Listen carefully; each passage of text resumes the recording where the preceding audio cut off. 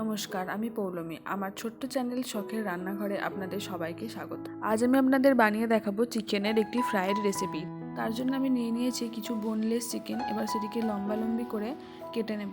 তারপর কিছু সবজি এবং গাজর, টমেটো, বিনস, পেঁয়াজ পাতা, ক্যারি পাতা ও ধনে পাতা। এবার এগুলিকে ছোট ছোট টুকরো করে আমি কেটে নিচ্ছি।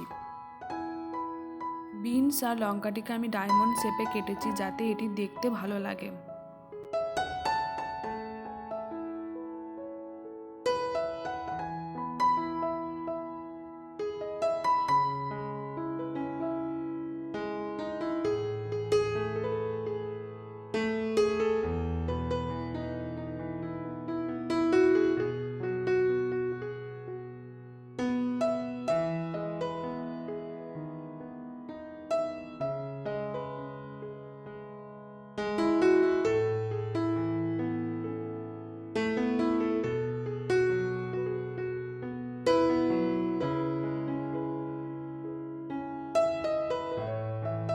সব সবজিগুলি আমার কাটা হয়ে গেছে। এবার যে মাংসটা কেটে রেখেছিলাম তার মধ্যে দিয়ে দেব নুন, গোলমরিচের গুঁড়ো, চিলি ফ্লেক্স ও কিছুটা সাদা তেল।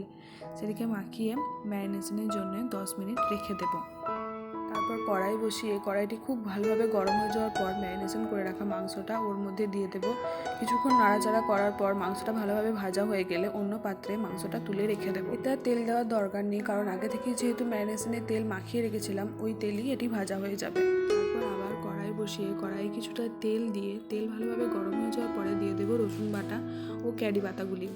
তারপর দিয়ে দেবো কেটে রাখা সবজি। সবার প্রথমে দেবো গাজরগুলো ভালোভাবে একটু ভেজে নেওয়ার পরে এর মধ্যে দিয়ে দেবো বিনস ও পেঁয়াজ।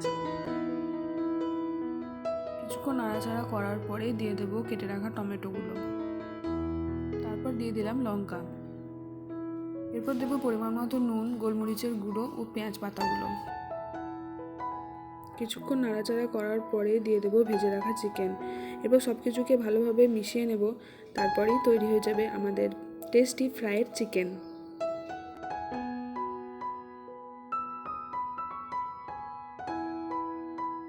রুটি, লুচি ও পরোটার সাথে পরিবেশন করুন এই টেস্টি ফ্রাইড চিকেন, বা এটিকে শুধুও আপনারা সস দিয়ে খেতে পারেন।